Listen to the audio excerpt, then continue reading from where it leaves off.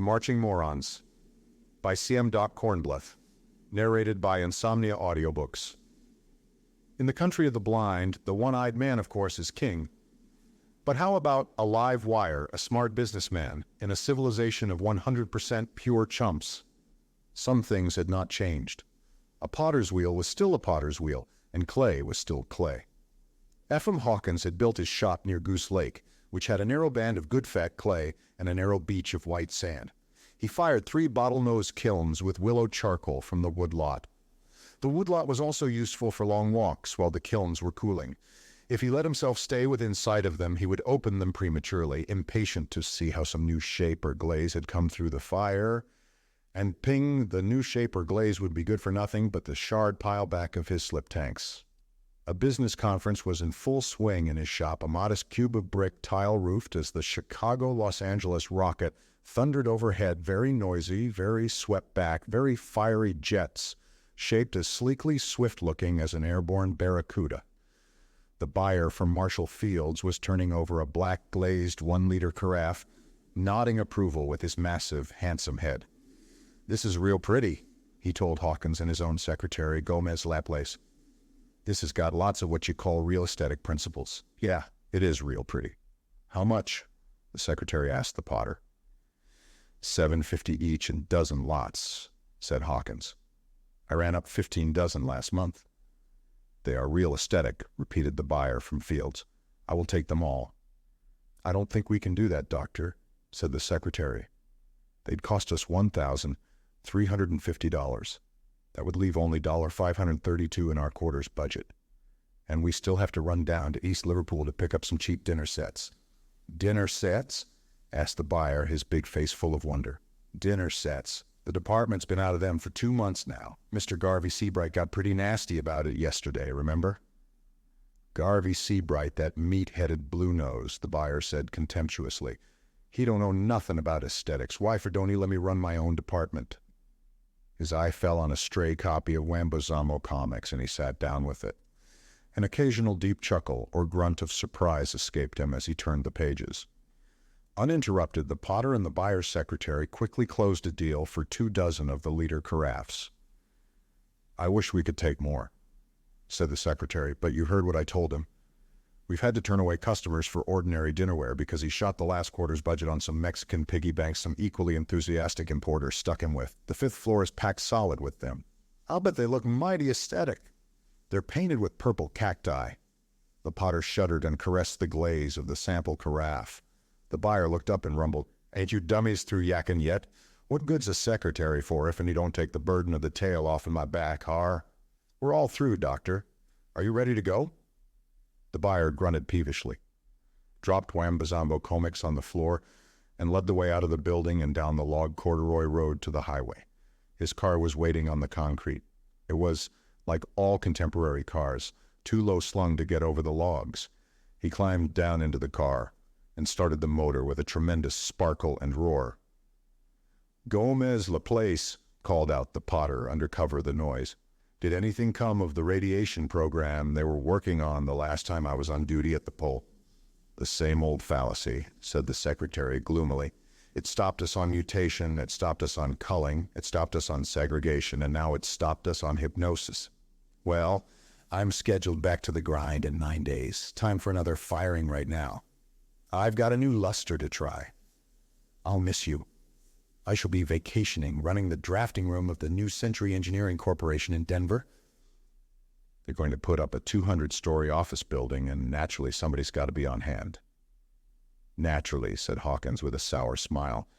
There was an ear-piercingly sweet blast as the buyer leaned on the horn button. Also, a yard-tall jet of what looked like flames spurted up from the car's radiator cap.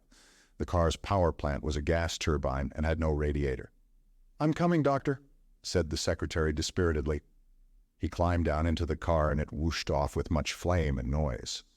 The potter, depressed, wandered back up the corduroy road and contemplated his cooling kilns. The rustling wind in the boughs was obscuring the creak and mutter of the shrinking refractory brick. Hawkins wondered about the number 2 kiln or reduction fire on a load of lusterware mugs. Had the clay chinking excluded the air? Had it been a properly smoky blaze? Would it do any harm if he just took one close? Common sense took Hawkins by the scruff of the neck and yanked him over to the tool shed. He got out his pick and resolutely set off on a prospecting jaunt to a hummocky field that might yield some oxides. He was especially low on coppers. The long walk left him sweating hard, with his lust for a peek into the kiln quiet in his breast. He swung his pick almost at random into one of the hummocks. It clanged on a stone which he excavated. A largely obliterated inscription said, "Ursity of Sheik Ojical Labo, ye loved memory of killed in act." The potter swore mildly. He had hoped the field would turn out to be a cemetery, preferably a once fashionable cemetery full of once massive bronze caskets moldered into oxides of tin and copper. Well, hell, maybe there was some around anyway.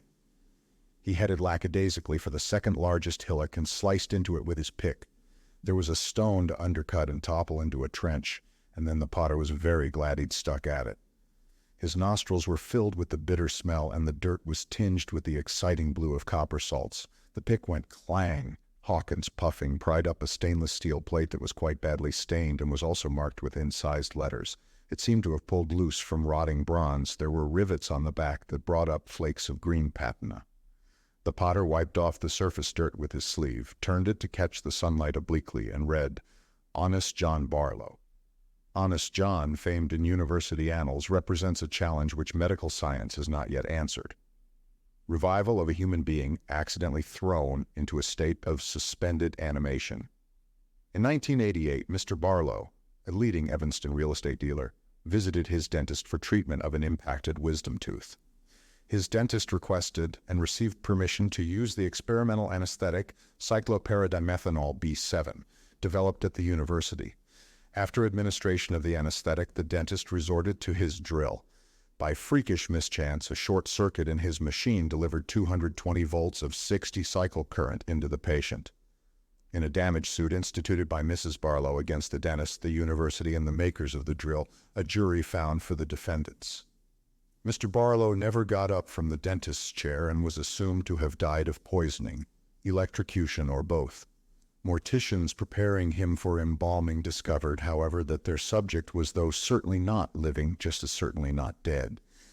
The university was notified, and a series of exhaustive tests was begun, including attempts to duplicate the trance state on volunteers.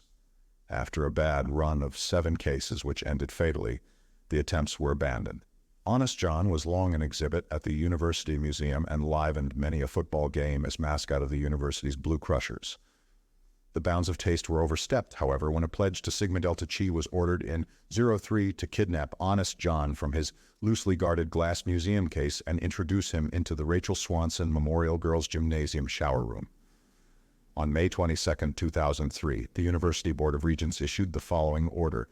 By unanimous vote, it is directed that the remains of Honest John Barlow be removed from the University Museum and conveyed to the university's Lieutenant James Scott III Memorial Biological Laboratories and there be securely locked in a specially prepared vault.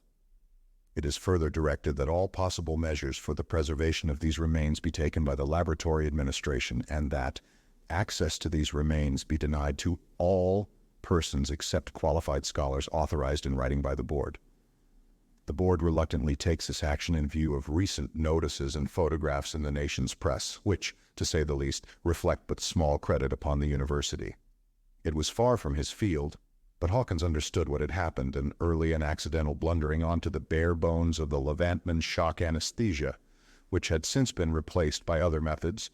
To bring subjects out of Levantman shock, you let them have a squirt of simple saline in the trigeminal nerve. Interesting. And now about that bronze. He heaved the pick into the rotting green salts, expecting no resistance, and almost fractured his wrist. Something down there was solid. He began to flake off the oxides. A half hour of work brought him down to phosphor bronze, a huge casting of the almost incorruptible metal. It had weakened structurally over the centuries. He could fit the point of his pick under a corroded boss and pry off great creaking and grumbling striae of the stuff. Hawkins wished he had an archaeologist with him, but didn't dream of returning to his shop and calling one to take over the find. He was an all-around man. By choice and in his free time, an artist in clay and glaze, By necessity, an automotive, electronics, and atomic engineer who could also swing a project in traffic control, individual and group psychology, architecture, or tool design. He didn't yell for a specialist every time something out of his line came up. There were so few with so much to do. He trenched around his find, discovering that it was a great brick-shaped bronze mass with an excitingly hollow sound. A long strip of moldering metal from one of the long vertical faces pulled away, exposing red rust that went whoosh and was sucked into the interior of the mass. It had been de-aired, thought Hawkins, and there must have been an inner jacket of glass which had crystallized through the centuries and quietly crumbled at the first clang of his pick. He didn't know what a vacuum would do to a subject of Levantman shock, but he had hopes. Nor did he quite understand what a real estate dealer was, but it might have something to do with pottery. And anything might have a bearing on topic number 1.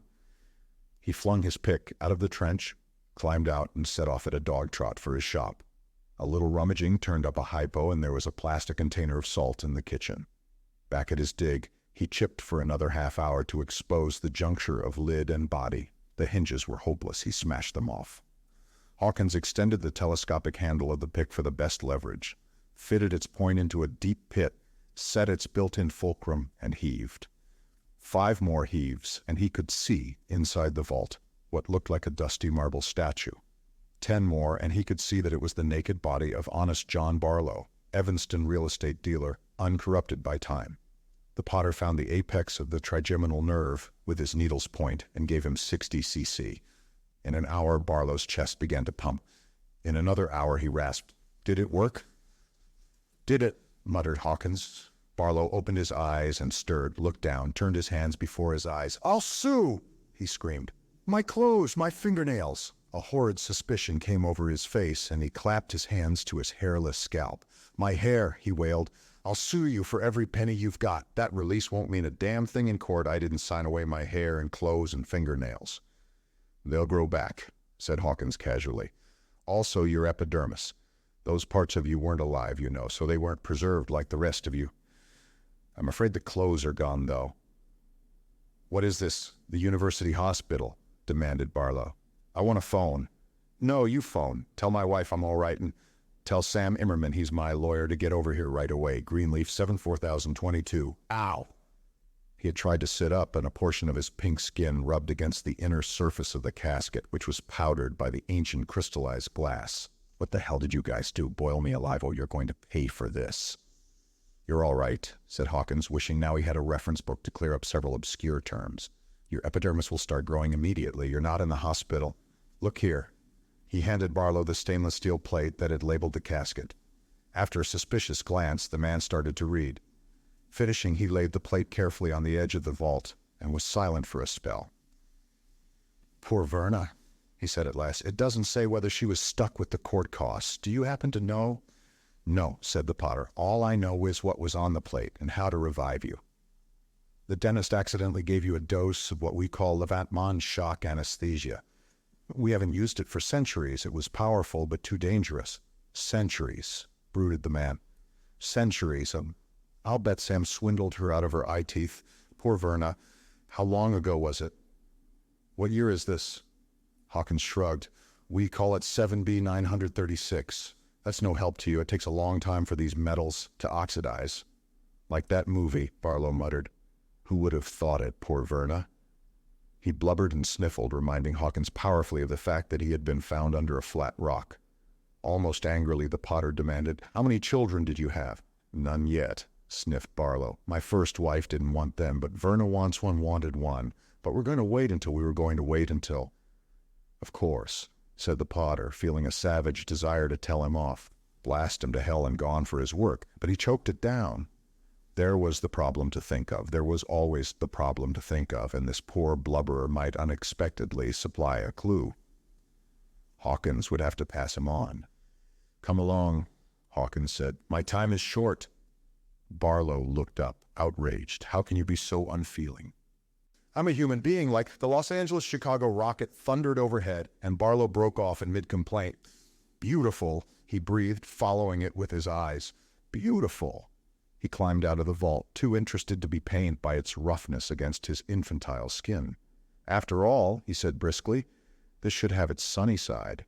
I never was much for reading, but this is just like one of those stories. And I ought to make some money out of it, shouldn't I?" He gave Hawkins a shrewd glance. "You want money?" asked the potter. "Here." He handed over a fistful of change and bills. "You'd better put my shoes on. It'll be about a quarter mile. Oh, and you're, modest?" "Yes, that was the word. Here." Hawkins gave him his pants, but Barlow was excitedly counting the money.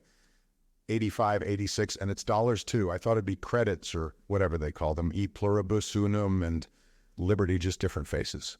Say, is there a catch to this? Are these real, genuine, honest 22-cent dollars like we had? Or just wallpaper? "They're quite all right, I assure you," said the potter. "I wish you'd come along." I'm in a hurry." The man babbled as they stumped toward the shop. "Where are we going? The Council of Scientists, the World Coordinator, or something like that." "Who?" "Oh, no, we call them President and Congress. No, that wouldn't do any good at all. I'm just taking you to see some people. I ought to make plenty out of this. Plenty. I could write books. Get some smart young fellow to put it into words for me, and I'll bet I could turn out a bestseller. What's the setup on things like that?" "It's about like that, smart young fellows.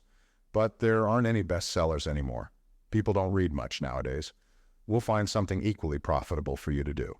Back in the shop, Hawkins gave Barlow a suit of clothes, deposited him in the waiting room, and called Central in Chicago. "Take him away," he pleaded. "I have time for one more firing," and he blathers and blathers. "I haven't told him anything. Perhaps we should just turn him loose and let him find his own level. But there's a chance." "The problem," agreed Central. "Yes, there's a chance." The potter delighted Barlow by making him a cup of coffee with a cube that not only dissolved in cold water, but heated the water to boiling point.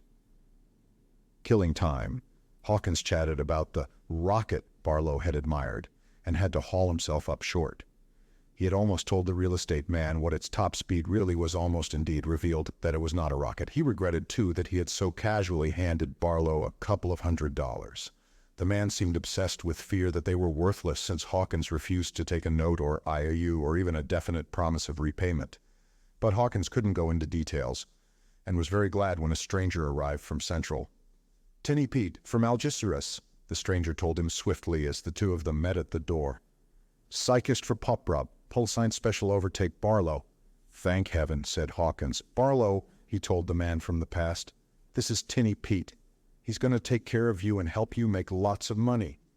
The psychist stayed for a cup of the coffee, whose preparation had delighted Barlow, and then conducted the real estate man down the corduroy road to his car, leaving the potter to speculate on whether he could at last crack his kilns. Hawkins, abruptly dismissing Barlow and the problem, happily picked the chinking from around the door of the No. 2 kiln, prying it open a trifle. A blast of heat and the heady, smoky scent of the reduction fire delighted him. He peered and saw a corner of a shelf glowing cherry red, becoming obscured by wavering black areas as it lost heat through the open door. He slipped a charred wood paddle under a mug on the shelf and pulled it out as a sample, the hairs on the back of his hand curling and scorching. The mug crackled and pinged, and Hawkins sighed happily. The bismuth resonate luster had fired to perfection, a haunting film of silvery black metal with strange bluish lights in it as it turned before the eyes, and the problem of population seemed very far away to Hawkins then. Barlow and Tinny Pete arrived at the concrete highway where the psychist's car was parked in a safety bay. "What a boat," gasped the man from the past. "Boat? No, that's my car." Barlow surveyed it with awe. Swept back lines, deep-drawn compound curves, kilograms of chrome. He ran his hands futilely over the door, or was it the door, in a futile search for a handle, and asked respectfully, "How fast does it go?" The psychist gave him a keen look and said slowly, 250. "You can tell by the speedometer." "Wow, my old Chevy could hit 100 on a straightaway, but you're out of my class, mister." Tinny Pete somehow got a huge, low door open, and Barlow descended 3 steps into immense cushions floundering over to the right. He was too fascinated to pay serious attention to his flayed dermis. The dashboard was a lovely wilderness of dials, plugs, indicators, lights, scales, and switches. The psychist climbed down into the driver's seat and did something with his feet. The motor started like lighting a blowtorch as big as a silo.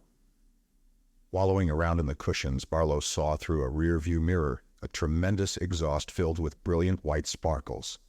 "Do you like it?" yelled the psychist. "It's terrific," Barlow yelled back. He was shut up as the car pulled out from the bay into the road with a great "Foo!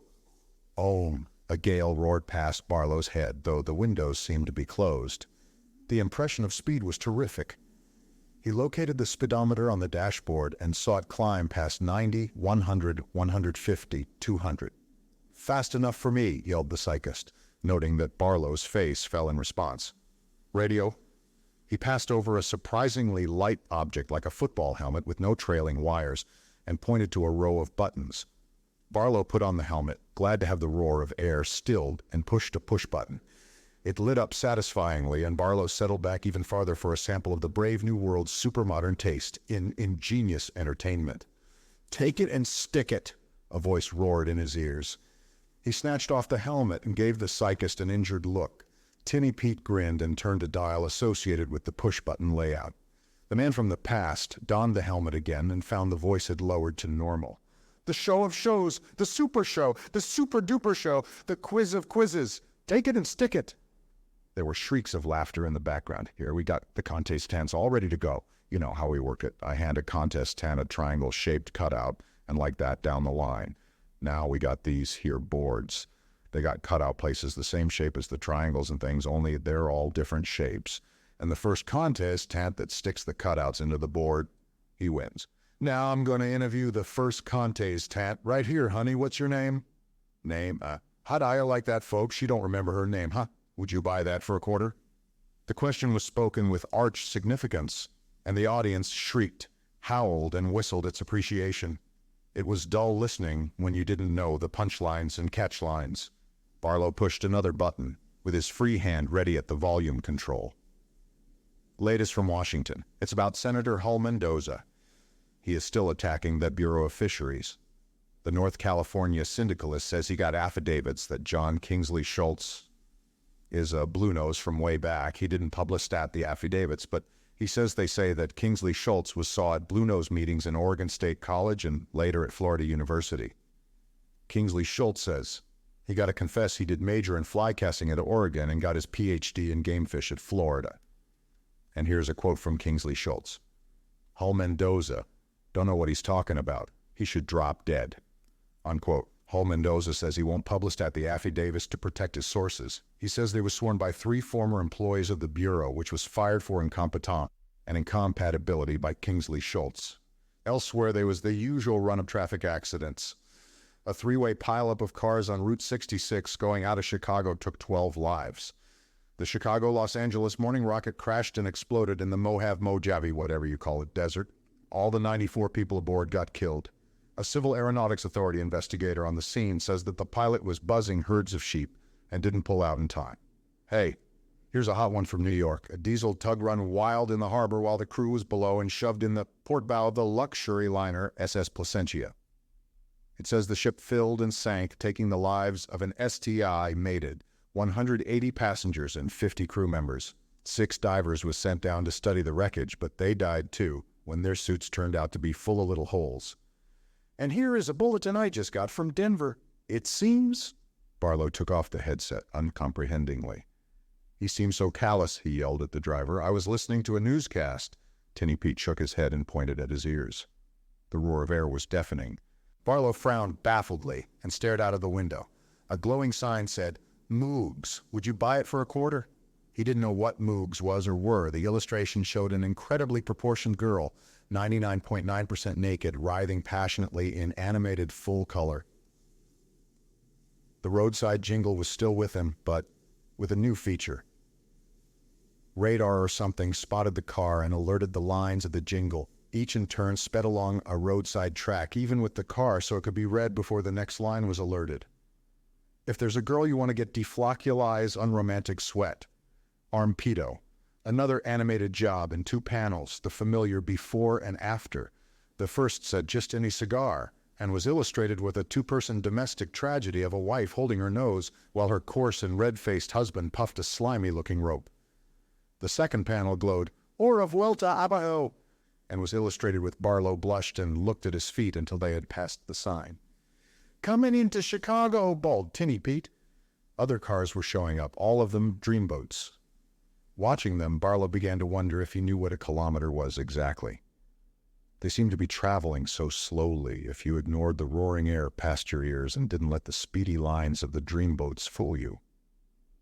He would have sworn they were really crawling along at 25, with occasional spurts up to 30. How much was a kilometer anyway? The city loomed ahead, and it was just what it ought to be. Towering skyscrapers, overhead ramps, landing platforms for helicopters. He clutched at the cushions. Those two copters, he didn't see what happened because their apparent collision courses took them behind a giant building. Screamingly sweet blasts of sound surrounded them as they stopped for a red light. "What the hell is going on here?" said Barlow in a shrill, frightened voice, because the braking time was just about 0. He wasn't hurled against the dashboard. "Who's kidding who?" "Why, what's the matter?" demanded the driver. The light changed to green, and he started the pickup. Barlow stiffened as he realized that the rush of air past his ears began just a brief, unreal, split second before the car was actually moving. He grabbed for the door handle on his side. The city grew on them slowly, scattered buildings, denser buildings, taller buildings, and a red light ahead. The car rolled to a stop in 0 braking time. The rush of air cut off an instant after it stopped, and Barlow was out of the car and running frenziedly down a sidewalk 1 instant after that. "They'll track me down," he thought, panting. "It's a secret police thing. They'll get you mind-reading machines. Television eyes everywhere, afraid you'll tell their slaves about freedom and stuff. They don't let anybody cross them, like that story I once read." Winded, he slowed to a walk and congratulated himself that he had guts enough not to turn around. That was what they always watched for. Walking, he was just another business suited back among hundreds. He would be safe. He would be safe. A hand tumbled from a large, coarse, handsome face thrust close to his. "Wasamata, bumping into people like you on a sidewalk got a minor slam you in a mushya basar." It was neither the mad potter nor the mad driver. "Excuse me," said Barlow. "What did you say?" "Oh, yeah," yelled the stranger dangerously, and waited for an answer. Barlow, with the feeling that he had somehow been suckered into the short end of an intricate land title deal, heard himself reply belligerently, "Yeah."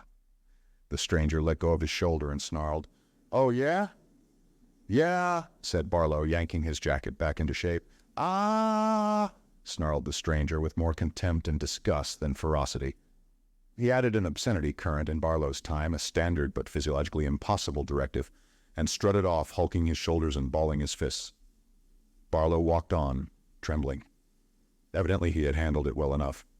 He stopped at a red light while the long, low dreamboats roared before him and pedestrians in the sidewalk flow with him threaded their ways through the stream of cars. Brakes screamed, fenders clanged and dented, hoarse cries flew back and forth between drivers and walkers. He leaped backward frantically as one car swerved over an arc of sidewalk to miss another. The signal changed to green. The cars kept on coming for about 30 seconds and then dwindled to an occasional light runner. Barlow crossed warily and leaned against a vending machine, blowing big breaths. Look natural, he told himself. Do something normal. Buy something from the machine. He fumbled out some change, got a newspaper for a dime, a handkerchief for a quarter, and a candy bar for another quarter. The faint chocolate smell made him ravenous suddenly. He clawed at the glassy wrapper printed Krigley's quite futilely for a few seconds, and then it divided neatly by itself. The bar made 3 good bites, and he bought 2 more and gobbled them down. Thirsty, he drew a carbonated orange drink and another one of the glassy wrappers from the machine for another dime. When he fumbled with it, it divided neatly and spilled all over his knees. Barlow decided he had been there long enough and walked on. The shop windows were shop windows. People still wore and bought clothes, still smoked and bought tobacco, still ate and bought food. And they still went to the movies, he saw with pleased surprise as he passed and then returned to a glittering place whose sign said it was the Bijou. The place seemed to be showing a quintuple feature. Babies are terrible, don't have children, and the Canali Kid. It was irresistible. He paid $1 and went in. He caught the tail end of the Canali Kid in 3-dimensional, full-color, full-scent production. It appeared to be an interplanetary saga, winding up with a chase scene and a reconciliation between estranged hero and heroine. Babies are terrible and don't have children were fantastic arguments against parenthood. The grotesquely exaggerated dangers of painfully graphic childbirth Vicious children. Old parents beaten and starved by their sadistic offspring. The audience, Barlow astoundedly noted, was placidly champing sweets and showing no particular signs of revulsion. The coming attractions drove him into the lobby. The fanfares were shattering, the blazing colors blinding, and the added sense stomach-heaving. When his eyes again became accustomed to the moderate lighting of the lobby, he groped his way to a bench and opened the newspaper he had bought. It turned out to be the racing sheet, which afflicted him with a crushing sense of loss. The familiar boxed index in the lower left-hand corner of the front page showed almost unbearably that Churchill Downs and Empire City were still in business. Blinking back tears, he turned to the past performances at Churchill. They weren't using abbreviations anymore, and the pages, because of that, were single column instead of double. But it was all the same, or was it? He squinted at the first race, a 3/4 mile maiden claimer for $1,300. Incredibly, the track record was 2 minutes, 10 3/5 seconds. Any beetle in his time could have knocked off the 3/4 in 1:15. It was the same for the other distances. Much worse for road events. What the hell had happened to everything? He studied the form of a 5-year-old brown mare in the second and couldn't make head or tail of it. She'd won and lost and placed and showed and lost and placed without rhyme or reason. She looked like a front runner for a couple of races, and then she looked like a no-good pig, and then she looked like a mutter. But the next time it rained, she wasn't, and then she was a stayer, and then she was a pig again, and a good $5,000 allowances event, too. Barlow looked at the other entries, and it slowly dawned on him that they were all like the 5-year-old brown mare. Not a single damned horse running had the slightest trace of class. Somebody sat down beside him and said, "That's the story." Barlow whirled to his feet and saw it was Tinny Pete, his driver. "I was in doubts about telling you," said the psychist, "but I see you have some growing suspicions of the truth. Please don't get excited. It's all right, I tell you." "So you've got me," said Barlow. "Got you. Don't pretend. I can put 2 and 2 together. You're the secret police. You and the rest of the aristocrats live in luxury on the sweat of these oppressed slaves. You're afraid of me because you have to keep them ignorant." There was a bellow of bright laughter from the psychist that got them blank looks from other patrons of the lobby. The laughter didn't sound at all sinister. "Let's get out of here," said Tinny Pete, still chuckling. "You couldn't possibly have it more wrong." He engaged Barlow's arm and led him to the street. "The actual truth is that the millions of workers live in luxury on the sweat of the handful of aristocrats. I shall probably die before my time of overwork unless—" He gave Barlow a speculative look. "You may be able to help us." "I know that gag," sneered Barlow. "I made money in my time, and to make money you have to get people on your side. Go ahead and shoot me if you want, but you're not going to make a fool out of me." "You nasty little ingrate," snapped the psychist with a kaleidoscopic change of mood. "This damn mess is all your fault, and the fault of people like you. Now come along and no more of your nonsense." He yanked Barlow into an office building lobby in an elevator that disconcertingly went whoosh loudly as it rose. The real estate man's knees were wobbly as the psychist pushed him from the elevator, down a corridor and into an office. A hawk-faced man rose from a plain chair as the door closed behind them. After an angry look at Barlow, he asked the psychist, "Was I called from the pole to inspect this? I'm get up dandard. I've deprobed it fine quasi-chance exim poprobatak line," said the psychist soothingly. "Doubt," grunted the hawk-faced man. "Try," suggested Tinny Pete. "Very well, Mr. Barlow, I understand you and your lamented had no children. What of it? This of it. You are a blind, selfish, stupid ass to tolerate economic and social conditions which penalize childbearing by the prudent and foresighted. You made us what we are today, and I want you to know that we are far from satisfied. Damn fool rockets, damn fool automobiles, damn fool cities with overhead ramps. As far as I can see," said Barlow, "you're running down the best features of time. Are you crazy? The rockets aren't rockets. They're turbojets, good turbojets, but the fancy shell around them makes for a bad drag. The automobiles have a top speed of 100 kilometers per hour. A kilometer is, if I recall my paleolinguistics, 3/5 of a mile, and the speedometers are all rigged accordingly so the drivers will think they're going 250.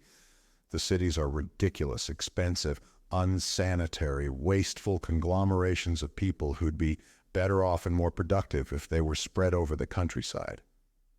We need the rockets and trick speedometers in cities because while you and your kind were being prudent and foresighted and not having children, the migrant workers, slum dwellers, and tenant farmers were shiftlessly and short-sightedly having children, breeding. My God, how they bred. Wait a minute, objected Barlow. There were lots of people in our crowd who had 2 or 3 children. The attrition of accidents, illness, wars, and such took care of that. Your intelligence was bred out. It is gone. Children that should have been born never were. The just average, they'll get along majority took over the population. The average IQ now is 45. But that's far in the future. So are you, grunted the hawk-faced man sourly. But who are you people? Just people, real people. Some generations ago, the geneticists realized at last that nobody was going to pay any attention to what they said, so they abandoned words for deeds. Specifically, they formed and recruited for a closed corporation intended to maintain and improve the breed. We are their descendants, about 3 million of us. There are 5 billion of the others, so we are their slaves. During the past couple of years, I've designed a skyscraper, kept Billings Memorial Hospital here in Chicago running, headed off war with Mexico, and directed traffic at LaGuardia Field in New York. I don't understand. Why don't you let them go to hell in their own way? The man grimaced. We tried it once for 3 months. We holed up at the South Pole and waited. They didn't notice it. Some drafting room people were missing. Some chief nurses didn't show up. Minor government people on the non-policy level couldn't be located. It didn't seem to matter. In a week, there was hunger. In 2 weeks, there were famine and plague. In 3 weeks, war and anarchy. We called off the experiment. It took us most of the next generation to get things squared away again. But why didn't you let them kill each other off? 5 billion corpses mean about 500 million tons of rotting flesh. Barlow had another idea. Why don't you sterilize them? 2.5 billion operations is a lot of operations. Because they breed continuously, the job would never be done. I see. Like the marching Chinese. Who the devil are they? It was a paradox of my time. Somebody figured out that if all the Chinese in the world were to line up 4 abreast, I think it was, and start marching past a given point, they'd never stop because of the babies that would be born and grow up before they passed the point. That's right. Only instead of a given point, make it the largest conceivable number of operating rooms that we could build and staff. There could never be enough. Say, said Barlow, those movies about babies, was that your propaganda? It was. It doesn't seem to mean a thing to them. We have abandoned the idea of attempting propaganda contrary to a biological drive. So if you work with a biological drive, I know of none which is consistent with inhibition of fertility. Barlow's face went poker blank. The result of years of careful discipline. You don't, huh? You're the great brains and you can't think of any? Why, no, said the psychist innocently. Can you? That depends. I sold 10,000 acres of Siberian tundra through a dummy firm, of course, after the partition of Russia. The buyers thought they were getting improved building lots on the outskirts of Kiev. I'd say that was a lot tougher than this job. How so? Asked the hawk-faced man. Those were normal, suspicious customers, and these are morons, born suckers. You just figure out a con they'll fall for. They won't know enough to do any smart checking. The psychist and the hawk-faced man had also had training. They kept themselves from looking with sudden hope at each other. You seem to have something in mind, said the psychist. Barlow's poker face went blanker still. Maybe I have. I haven't heard any offer yet. There's the satisfaction of knowing that you've prevented Earth's resources from being so plundered, the hawk-faced man pointed out, that the race will soon become extinct. I don't know that, Barlow said bluntly. All I have is your word. If you really have a method, I don't think any price would be too great, the psychist offered. Money, said Barlow. All you want. More than you want, the hawk-faced man corrected. Prestige, added Barlow. Plenty of publicity. My picture and my name in the papers and over TV every day. Statues to me, parks and cities and streets and other things named after me. A whole chapter in the history books.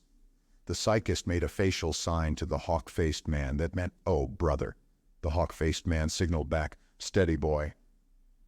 It's not too much to ask, the psychist agreed. Barlow, sensing a seller's market, said, power.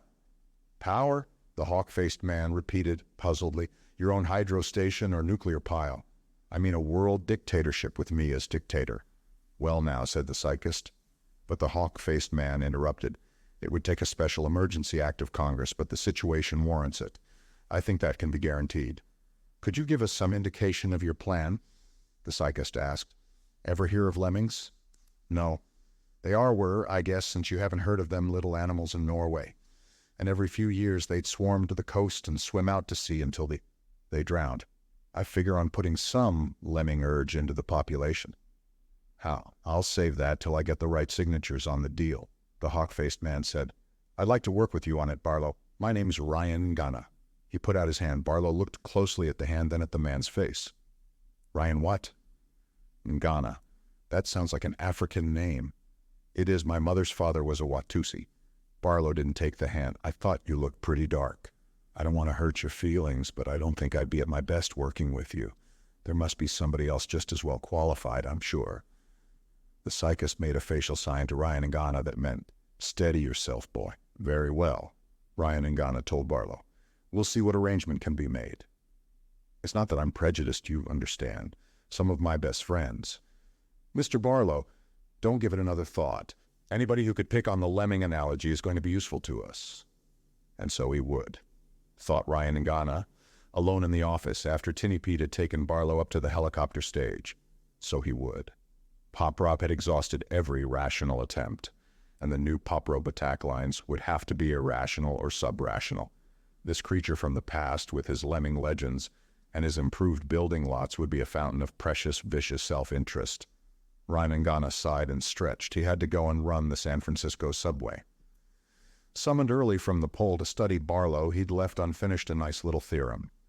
Between interruptions, he was slowly constructing an n-dimensional geometry whose foundations and superstructure owed no debt whatsoever to intuition. Upstairs waiting for a helicopter, Barlow was explaining to Tinny Pete that he had nothing against Negroes, and Tinny Pete wished he had some of Ryan and Ghana's imperturbability and humor for the ordeal. The helicopter took them to International Airport, where, Tinny Pete explained, Barlow would leave for the pole. The man from the past wasn't sure he'd like a dreary waste of ice and cold. It's all right, said the psychist. A civilized layout, warm, pleasant. You'll be able to work more efficiently there. All the facts at your fingertips, a good secretary. I'll need a pretty big staff, said Barlow, who had learned from thousands of deals never to take the first offer. I meant a private, confidential one, said Tinny Pete readily. But you can have as many as you want. You'll naturally have top priority if you really have a workable plan. Let's not forget this dictatorship angle, said Barlow. He didn't know that the psychists would just as readily have promised him deification to get him happily on the rocket for the pole. Tinny Pete had no wish to be torn limb from limb. He knew very well that it would end that way if the population learned from this anachronism, that there was a small elite which considered itself head, shoulders, trunk, and groin above the rest. The fact that this assumption was perfectly true, and the fact that the elite was condemned by its superiority to a life of the most grinding toil, would not be considered. The difference would. The psychist finally put Barlow aboard the rocket with some 30 people, real people, headed for the pole. Barlow was airsick all the way because of a post-hypnotic suggestion Tinny Pete had planted in him. One idea was to make him as averse as possible to a return trip, and another idea was to spare the other passengers from his aggressive, talkative company. Barlow, during the first day at the pole, was reminded of his first day in the Army. It was the same now. Where the hell are we going to put you? Business until he took a firm line with them. Then instead of acting like supply sergeants, they acted like hotel clerks. It was a wonderful, wonderfully calculated build-up, and one that he failed to suspect. After all, in his time, a visitor from the past would have been lionized. At day's end, he reclined in a snug underground billet with the 60-mile gales roaring yards overhead, and tried to put two and two together. He was like old times. He thought like a coup in real estate, where you had the competition by the throat, like a 50% rent boost when you knew damned well there was no place for the tenants to move, like smiling when you read over the breakfast orange juice that the city council had decided to build a school on the ground you had acquired by a deal with the city council. And it was simple. He would just sell tundra building lots to eagerly suicidal lemmings. And that was absolutely all there was to solving the problem that had these double domes spinning. They'd have to work out most of the details naturally, but what the hell? That was what subordinates were for. He'd need specialists in advertising, engineering, communications. Did they know anything about hypnotism? That might be helpful. If not, there'd have to be a lot of bribery done, but he'd make sure, damn sure, there were unlimited funds, just selling building lots to lemmings. He wished as he fell asleep that poor Verna could have been in on this. It was his biggest, most stupendous deal. Verna, that sharp shyster, Sam Immerman, must have swindled her. It began the next day with people coming to visit him. He knew the approach. They merely wanted to be helpful to their illustrious visitor from the past, and would he help fill them in about his era, which unfortunately was somewhat obscure historically. And what did he think could be done about the problem? He told them he was too old to be roped anymore, and they wouldn't get any information out of him until he got a letter of intent from at least the Polar president, and a session of the Polar Congress empowered to make him dictator. He got the letter and the session. He presented his program, was asked whether his conscience didn't revolt at its callousness, explained succinctly that a deal was a deal, and anybody who wasn't smart enough to protect himself didn't deserve protection. Caveat emptor he threw in for scholarship and had to translate it to let the buyer beware. He didn't, he stated, to give a damn about either the morons or their intelligent slaves. He told them his price, and that was all he was interested in. Would they meet it, or wouldn't they? The Polar president offered to resign in his favor, with certain temporary emergency powers that the Polar Congress would vote him if he thought them necessary. Barlow demanded the title of world dictator, complete control of world finances, salary to be decided by himself, and the publicity campaign and historical write-up to begin at once. As for the emergency powers, he added, they are neither to be temporary nor limited. Somebody wanted the floor to discuss the matter, with the declared hope that perhaps Barlow would modify his demands. You've got the proposition, Barlow said. I'm not knocking off even 10%. But what if the Congress refuses, sir? The president asked.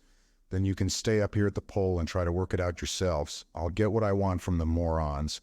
A shrewd operator like me doesn't have to compromise. I haven't got a single competitor in this whole cockeyed moronic era. Congress waived debate and voted by show of hands. Barlow won unanimously. You don't know how close you came to losing me, he said in his first official address to the joint houses. I'm not the boy to haggle. Either I get what I ask or I go elsewhere. The first thing I want is to see designs for a new palace for me, nothing unostentatious either. And your best painters and sculptors to start working on my portraits and statues. Meanwhile, I'll get my staff together. He dismissed the Polar president and the Polar Congress, telling them that he'd let them know when the next meeting would be. A week later, the program started with North America the first target. Mrs. Garvey was resting after dinner before the ordeal of turning on the dishwasher. The TV, of course, was on, and it said, ooh, long, shuddery, and ecstatic, the cue for the Parfum Assault Criminal spot commercial. Girls, said the announcer hoarsely, do you want your man? It's easy to get him easy as a trip to Venus. Huh, said Mrs. Garvey. What's the matter? Snorted her husband, starting out of a doze. Did you hear that? What? He said easy like a trip to Venus. So? Well, I thought you couldn't get to Venus. I thought they just had that one rocket thing that crashed on the moon. Women don't keep up with the news, said Garvey righteously, subsiding again. Oh, said his wife uncertainly. And the next day, on Henry's other mistress, there was a new character who had just breezed in. Buzz Renshaw, master rocket pilot of the Venus run. On Henry's other mistress. The broadcast drama about you and your neighbors, folksy people, ordinary people, real people. Mrs. Garvey listened with amazement over a cooling cup of coffee as Buzz made hay of her hazy convictions. Mona, and darling, it's so good to see you again. Buzz, you don't know how I've missed you on that dreary Venus run. Sound, Venetian blind run down, key turned and door lock. Mona, was it very dull, dearest? Buzz, let's not talk about my humdrum job, darling. Let's talk about us. Sound, creaking bed, while the program was back to normal at last. That evening, Mrs. Garvey tried to ask again whether her husband was sure about those rockets, but he was dozing right through take it and stick it, so she watched the screen and forgot the puzzle. She was still rocking with laughter at the gag line. Would you buy it for $25? When the commercial went on for the detergent powder, she always faithfully loaded her dishwasher with on the first of every month. The announcer displayed mountains of suds from a tiny piece of the stuff and coyly added, "Of course, Cleano don't lay around for you to pick up like the soap brewed on Venus, but it's pretty cheap and it's almost pretty near just as good. So for us plain folks who ain't lucky enough to live up there on Venus, Cleano is the real cleaning stuff." Then the chorus went into their "Cleano is the stuff" jingle, but Mrs. Garvey didn't hear it. She was a stubborn woman, but it occurred to her that she was very sick indeed. She didn't want to worry her husband. The next day, she quietly made an appointment with her family Freud. In the waiting room, she picked up a fresh new copy of Reader's Pablum and put it down with a faint palpitation. The lead article, according to the table of contents on the cover, was titled, "The Most Memorable Venusian I Ever Met." "The Freud will see you now," said the nurse, and Mrs. Garvey tottered into his office. His traditional glasses and whiskers were reassuring. She choked out the ritual. "Freud, forgive me, for I have neuroses." He chanted the antiphonal. "Tut, my dear girl, what seems to be the trouble?" "I got like a hole in the head," she quavered. "I seem to forget all kinds of things. Things like everybody seems to know and I don't." "Well, that happens to everybody occasionally, my dear. I suggest a vacation on Venus." The Freud stared, open-mouthed, at the empty chair. His nurse came in and demanded, "Hey, you see how she scrammed? What was the matter with her?" He took off his glasses and whiskers meditatively. "You can search me. I told her she should maybe try a vacation on Venus." A momentary bafflement came into his face, and he dug through his desk drawers until he found a copy of the four-color, profusely illustrated journal of his profession. It had come that morning, and he had lip-read it, though looking mostly at the pictures. He leafed through to the article, "Advantages of the Planet Venus in Rest Cures." "It's right there," he said. The nurse looked. "It sure is," she agreed. "Why shouldn't it be?" "The trouble with these here neurotics," decided the Freud, "is that they all the time got to fight reality, show in the next twitch." He put on his glasses and whiskers again and forgot Mrs. Garvey and her strange behavior. "Freud, forgive me, for I have neuroses." "Tut, my dear girl, what seems to be the trouble?" Like many cures of mental disorders, Mrs. Garvey's was achieved largely by self-treatment. She disciplined herself sternly out of the crazy notion that there had been only one rocket ship and that one a failure. She could join without wincing, eventually, in any conversation on the desirability of Venus as a place to retire, on its fabulous floral profusion. Finally, she went to Venus. All her friends were trying to book passage with the Evening Star Travel and Real Estate Corporation, but naturally the demand was crushing. She considered herself lucky to get a seat at last for the 2-week summer cruise. The spaceship took off from a place called Los Alamos, New Mexico. It looked just like all the spaceships on television and in the picture magazines, but was more comfortable than you would expect. Mrs. Garvey was delighted with the 50 or so fellow passengers assembled before takeoff. They were from all over the country, and she had a distinct impression that they were on the brainy side. The captain, a tall, hawk-faced, impressive fellow named Ryan something or other, welcomed them aboard and trusted that their trip would be a memorable one. He regretted that there would be nothing to see because, due to the meteorite season, the ports would be dogged down. It was disappointing, yet reassuring that the line was taking no chances. There was the expected momentary discomfort at takeoff and then 2 monotonous days of droning travel through space to be whiled away in the lounge at cards or craps. The landing was a routine bump, and the voyagers were issued tablets to swallow to immunize them against any minor ailments. When the tablets took effect, the lock was opened, and Venus was theirs. It looked much like a tropical island on Earth, except for a blanket of cloud overhead. But it had a heady, otherworldly quality that was intoxicating and glamorous. The 10 days of the vacation were suffused with a hazy magic. The soap route, as advertised, was free and sudsy. The fruits, mostly tropical varieties transplanted from Earth, were delightful. The simple shelters provided by the travel company were more than adequate for the balmy days and nights. It was with sincere regret that the voyagers filed again into the ship and swallowed more tablets doled out to counteract and sterilize any Venus illnesses they might unwittingly communicate to Earth. Vacationing was one thing. Power politics was another. At the pole, a small man was in a soundproof room, his face deathly pale, and his body limp in a straight chair. In the American Senate chamber, Senator Hull Mendoza Cindy Nicolite was saying, "Mr. President and gentlemen, I would be remiss in my duty as a legislature if I didn't bring to the attention of the august body I see here a perilous situation which is fraught with peril. As is well known to members of this august body, the perfection of spaceflight has brought with it a situation I can only describe as fraught with peril.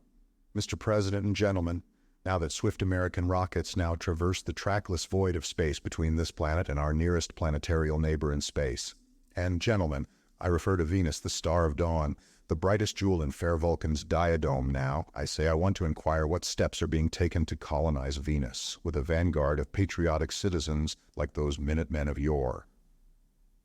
Mr. President and gentlemen, there are in this world nations, envious nations I do not name Mexico, who by fair means or foul may seek to wrest from Columbia's grasp the torch of freedom of space, nations whose low living standards and innate depravity give them an unfair advantage over the citizens of our fair republic. This is my program. I suggest that a city of more than 100,000 population be selected by lot. The citizens of the fortunate city are to be awarded choice lands on Venus, free and clear, to have and to hold and convey to their descendants, and the national government shall provide free transportation to Venus for these citizens. And this program shall continue city by city until there has been deposited on Venus a sufficient vanguard of citizens to protect our manifest rights in that planet. Objections will be raised. For carping critics, we have always with us. They will say there isn't enough steel. They will call it a cheap giveaway. I say there is enough steel for one city's population to be transferred to Venus, and that is all that is needed. For when the time comes for the second city to be transferred, the first emptied city can be wrecked for the needed steel. And is it a giveaway? Yes, it is the most glorious giveaway in the history of mankind. Mr. President and gentlemen, there is no time to waste. Venus must be American. Black Cupperman at the pole opened his eyes and said feebly, the style was a little uneven. Do you think anybody will notice? You did fine, boy, just fine, Barlow reassured him.